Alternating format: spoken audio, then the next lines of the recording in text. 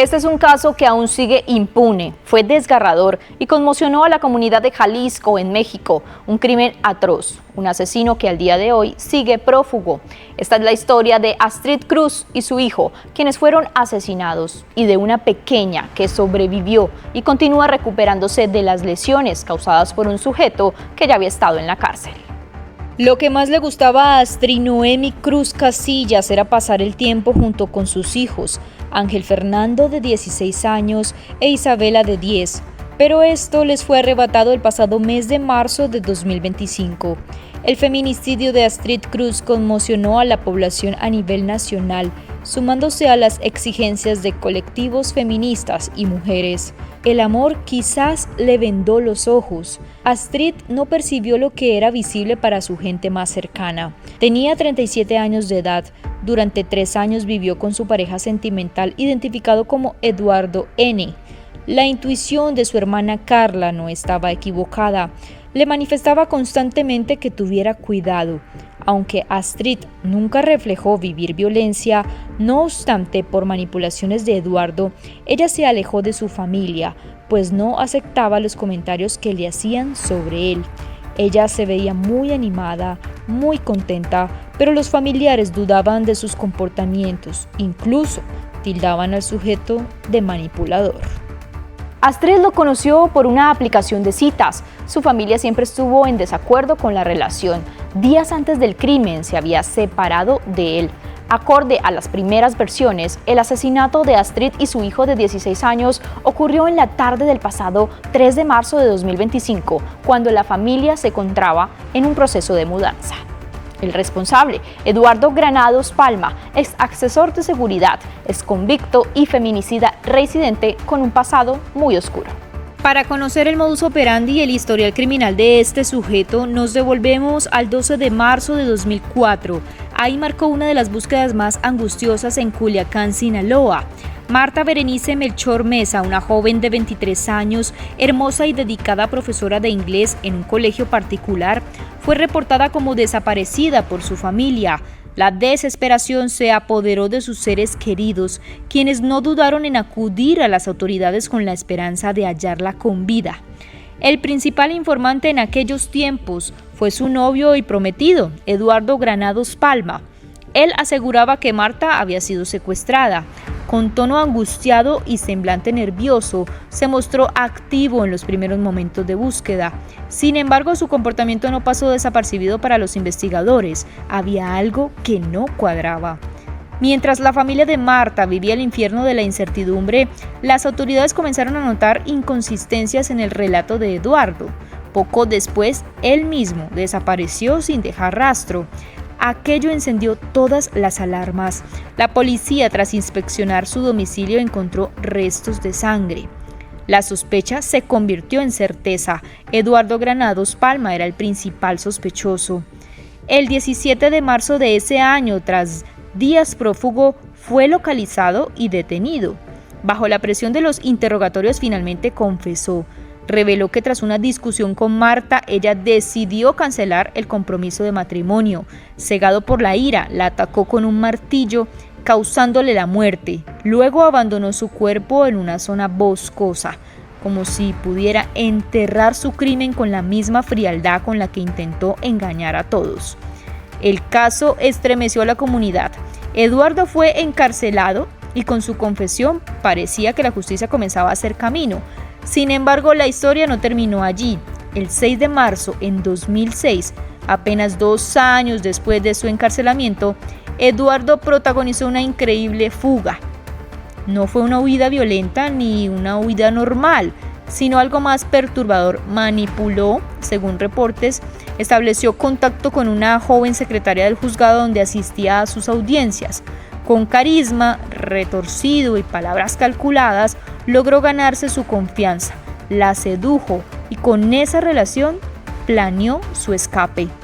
Luego fue recapturado y para el 2015 le dictaron sentencia por 24 años. Al parecer también se le atribuye otro caso de asesinato de una mujer de nombre Janet en el 2022. Ahora volviendo al caso reciente, lastimosamente se cruzó en el camino de Astrid. Iniciaron una relación que duró 3 años. Carla, hermana de Astrid, aún recuerda con claridad el momento en el que supo que su hermana había comenzado una nueva relación. Una vez me dijo que había conocido a alguien, yo solo le advertí que tuviera mucho cuidado. Cuenta, aquel hombre, Eduardo Granados Palma, parecía encantador, muy lindo, decía Astrid, pero algo en él no terminaba de convencer a Carla. Este hombre era muy labioso y manipulador, sabía cómo hacer las cosas, era profesional, pero a mí no me caía bien. Yo pensaba que era un estafador y jamás imaginé que llegaría a ser un asesino. Eran las palabras de Carla, hermana de Astrid. Carla mencionaba que a Astrid no le gustaba pedir ayuda ni hablar de lo que le pasaba, era muy reservada con sus problemas y Eduardo la fue alejando de todos. Tenían tiempo sin hablar. En los últimos intercambios de palabra, Carla le escribió para animarla. Le dije, ánimo, tú eres una mujer fuerte, has superado muchas cosas. Muchas de sus amigas se acercaron a mí y me decían, quiero platicarte lo que yo viví con ella. Y sí, recibía golpes, maltrato físico y emocional.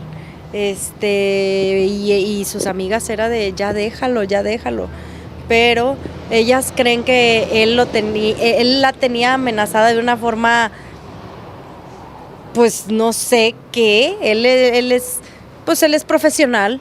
¿Recuerdan que contamos el pasado oscuro de este hombre, Granados Palma? Por ese crimen en 2004 recibió una sentencia de 24 años, pero solo cumplió 16. Logró burlarse de la justicia y las nuevas víctimas lastimosamente fueron Astrid y su hijo. Días antes del crimen, Eduardo envió mensajes a Astrid, le dijo que se iría de viaje y destruiría su chip.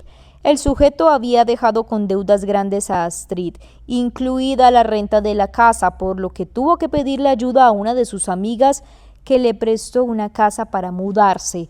Y según cuentan las amigas, hizo que vendiera su casa, su carro. Ella se quedó con una mano atrás y otra adelante.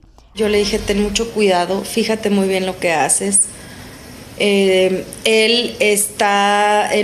hizo una fundación para policías y él entrenaba policías, según él. Le decía a mi hermana que recibiera las donaciones en su cuenta bancaria privada.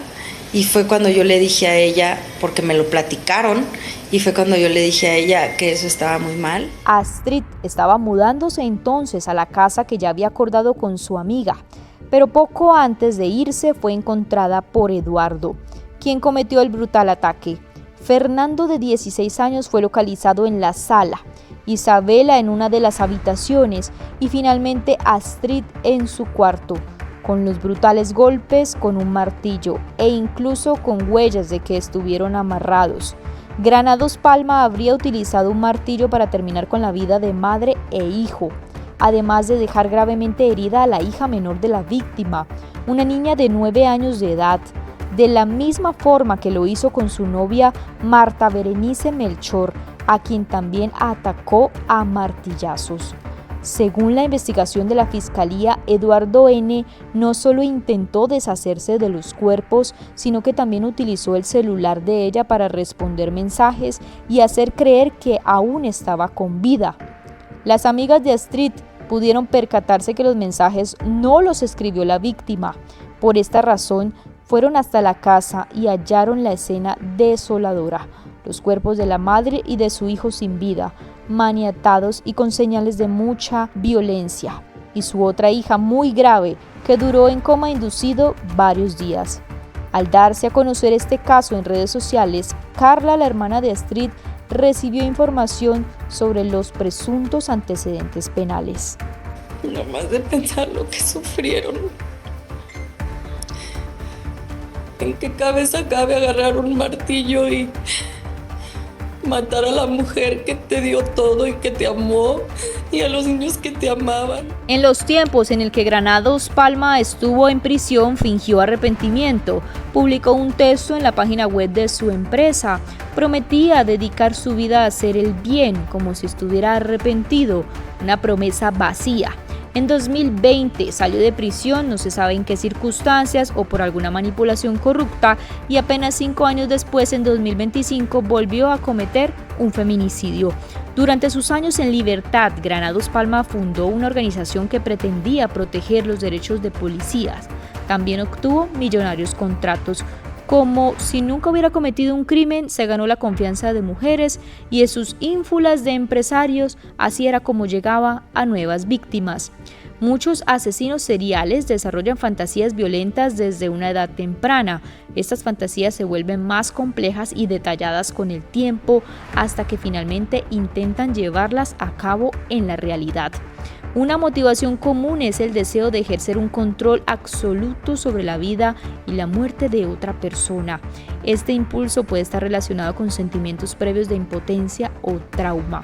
Así actuaba este hombre, aunque no es posible predecir con certeza quién se convertirá en un asesino serial. Sí es posible tratar de detectar patrones tempranos de misoginia y violencia de género que puedan escalar. El pasado 5 de marzo de 2025, amigos y familiares se dieron cita en la funeraria San Lorenzo, en la colonia Atlas. En medio de tristezas, los recordaron con cariño y los despidieron. Fernando era un joven que soñaba con ser futbolista profesional. Astrid, una excelente madre, buena hermana y amiga. La presidenta de México, Claudia Sheinbaum, se pronunció en este caso. Muy lamentable, y nuestra solidaridad a todos los familiares de personas desaparecidas y en particular este trágico acontecimiento. Está hablando la Subsecretaría de Derechos Humanos con la familia, buscándola para poder pues apoyarles en todo lo que requieran, y tiene que investigarse a fondo. No puede haber en un día, no tuvo nada que ver con su labor, que se investigue a fondo.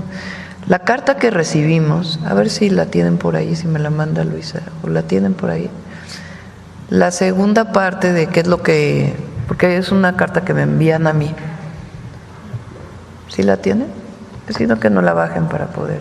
Por cierto, el precio del petróleo está en 57.8 en la ley de ingresos. Pero en particular en la carta, les voy a poner la última parte porque nos piden que intervengamos en el caso de Jalisco para que haya justicia.